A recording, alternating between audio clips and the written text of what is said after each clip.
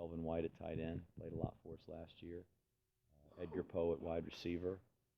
We moved Xavier Moss to safety, and he's certainly one of our safeties, a starter over there. He's such a good athlete and really had a good spring and has had a good camp there. But all the other skill positions were very inexperienced. Even at B-back with Jacinta and Kemp, who were part-time guys, but backed up Larry, who played most of the snaps. And then our slot back position, we've got one player on our team that's actually been in a game at that position, Joe Walker. We've got a lot of guys that are going to be playing for the first time, and there'll be some freshmen playing there and in several places.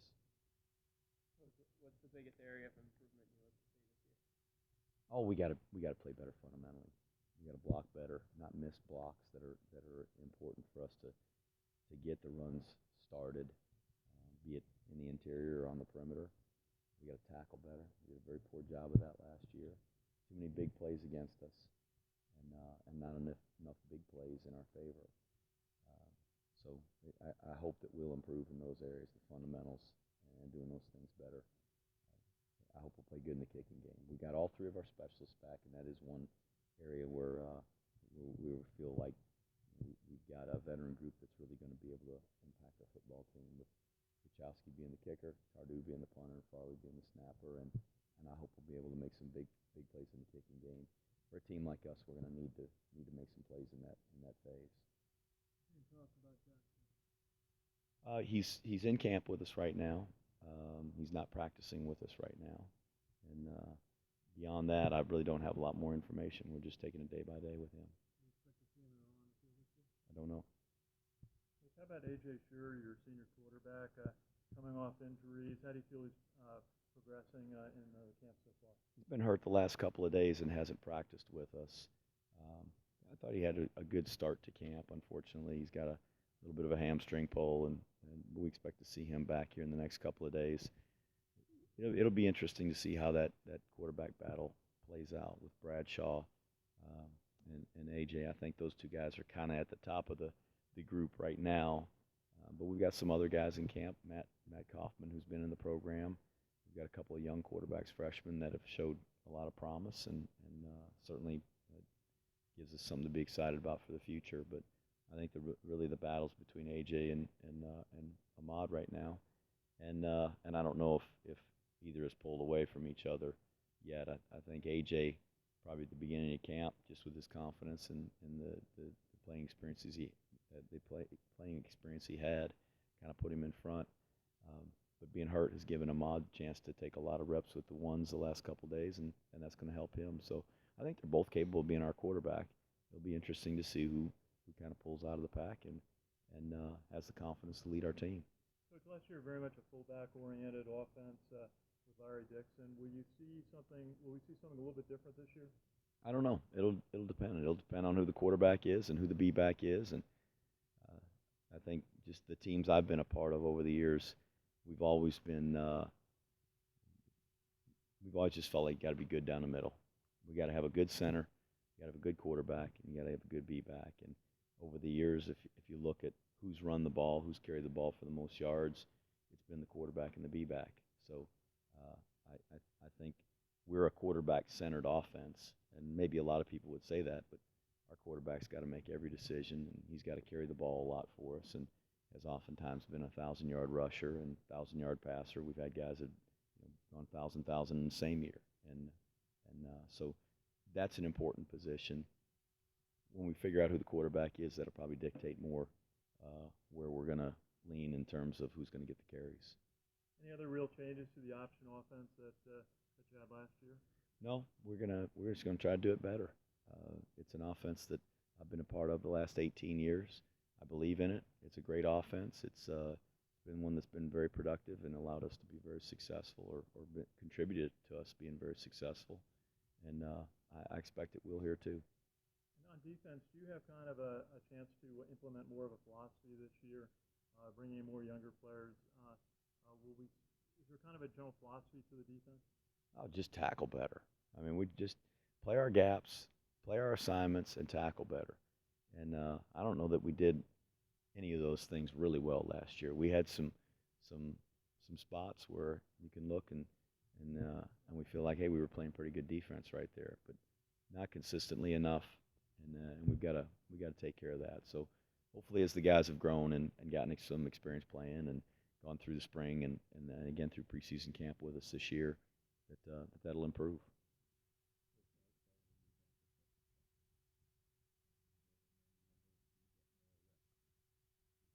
That position is really young, particularly because there's really nobody else to play. We got Joe Walker, who's played some games there, hadn't started a game at slot back since he's been here. We moved John Trainer from wide receiver to slot.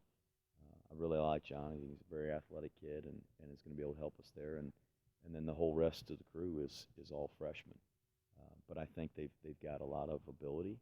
We've got some fast kids there, undersized, a couple of the guys, but that probably is more the likes of the kind of slot backs we've played with over the years. We've traditionally had smaller, quicker, faster guys, and they've been able to do a great job for us. And I think it's one of the advantages in our offense, particularly at this school. There's a lot of guys out there to recruit that are like that. Not everybody wants an undersized guy, and for us, size isn't the most important factor. Speed is really important to us, and if it means taking an undersized guy that can run, we'll do that. And we got a place to play him, and slot back's the spot. So I'm really excited about that whole group of guys we got right there. With several veterans named to preseason watch list, how important is that, and what does it mean to the program? Oh, it's nice for those guys individually to be recognized, and it's a source of pride for our program. But it doesn't mean anything. It doesn't buy you any wins. It's just nice for those guys to be recognized for their efforts. Coach, how much did AJ's development be stunted by missing spring practice? Oh, I don't know if it's stunted. There's a lot of guys that miss the spring, and there's plenty of places around the country that coaches will keep their top players out of spring drills entirely. And if they go through spring drills, there's no contact, and they're not getting tackled, and so it'll be time will tell. We'll find out when he gets in there and plays. Tell me though, had AJ not had been there, Ahmed wouldn't have gotten the reps you got. Now, does that make it a little easier in terms of I've got a capable backup, or would Ahmed even be in contention for starting if AJ had not missed the spring? Well, I don't know. I have no idea how to predict that, and frankly, I don't know that it really matters. I think it's going to play out here in the next 3 weeks. We'll figure out who the starter's going to be for game one, and the good news is I think both of them are capable of leading our football team, and we'll put the best one in there for the first play and see how it goes. How did the first season here help now? You're not picking up stuff obviously as you're going along with.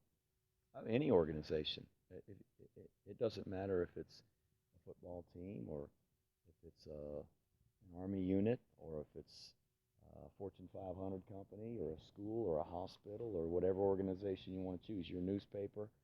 If that organization has had a history where there's a lack of success and not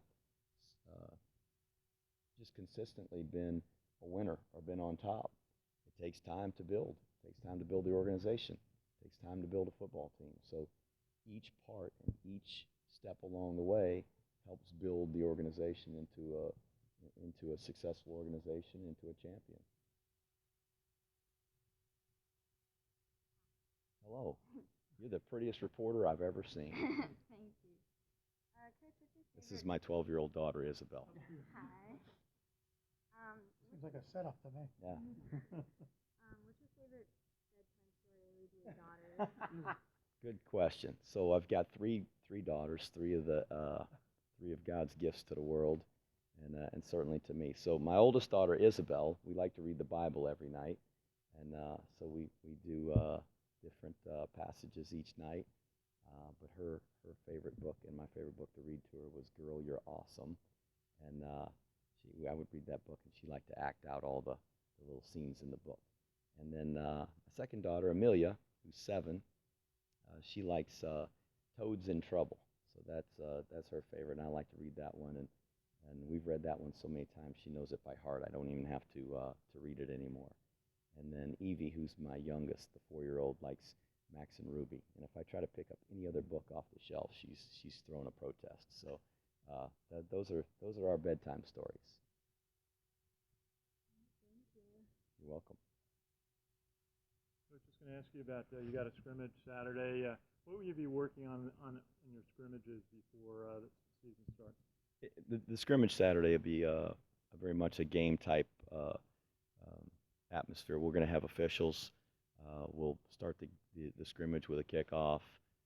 We'll have punts and punt returns and have the guys coming off the sideline. And we'll take our time and make sure we got all the teams out there just so that we can rotate a bunch of different guys in on those teams. But I think it's important after a couple weeks of camp that we give those guys a chance to really get out there and play, not have coaches in their ear, find out what they know and find out what they'll do when they've got to go play after play through a series and through a drive. And the way we practice with 2 huddles on offense, they run a play and they get coached immediately, and then the second huddle will take a rep, and they can kind of regroup.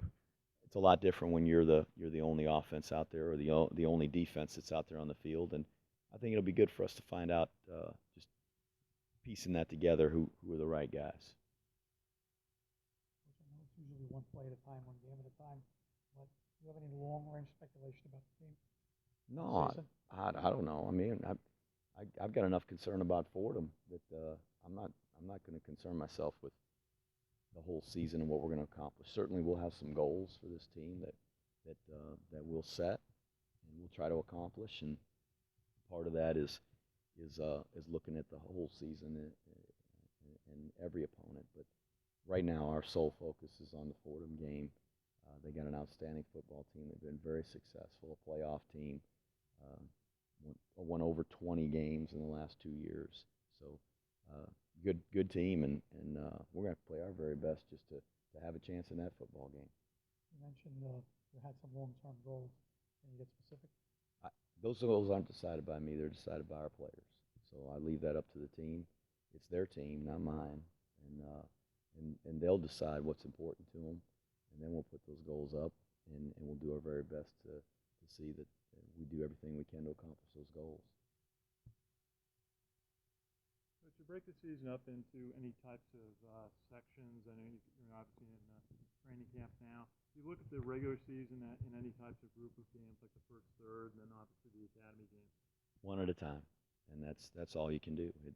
You start looking at the season in parts, then you start setting goals for different parts of the season, and you fall into, hey, if we have early success, then we're satisfied with that, and then that'll give us some leeway to not play good in the second part of the season, and we want to play our best. We want to try to improve every week and play the best that we can. And in order for us to do that, we're going to have to improve as a football team. And each opportunity to play, every opponent, hopefully we're going to learn something and get better, and our guys will grow. And my hope is that we'll be playing a lot better as a football team in the last game than we are in the first game.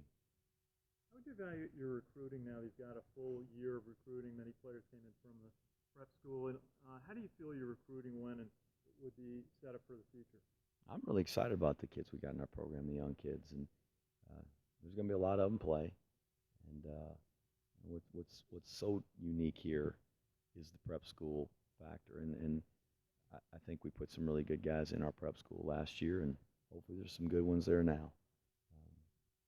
The thing that's unique about this class, the guys who just reported to campus, whether it's here direct or sitting in our meeting room every day, or the kids that went to the prep school, is we had a whole year to recruit those guys, to evaluate and really figure out where our needs were and who were the best guys as a fit for West Point. So hopefully we were right, and I've never been anywhere where you've been right on every guy, and we're not going to be right on every guy. But I think we got some really good, young, talented kids, and I'm anxious to see them grow. It's hard to rely on a lot of freshmen. There's not too many football teams around the country that are winning a lot of games, playing a lot of freshmen, and we may need to do that. And if we do, then hopefully they'll grow up quick and be able to perform. And again, time will tell. We got 3 more weeks. Thanks, guys. Coach.